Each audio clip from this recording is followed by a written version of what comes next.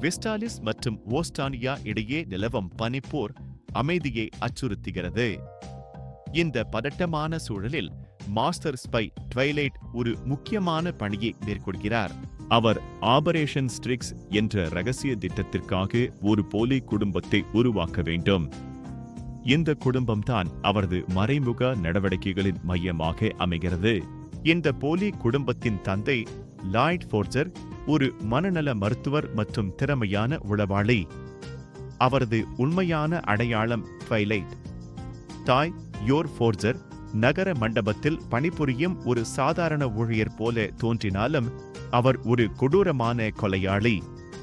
அவர்களின் மகள் அன்யா ஃபோர்ஜர் ஒரு டெலிபாத்.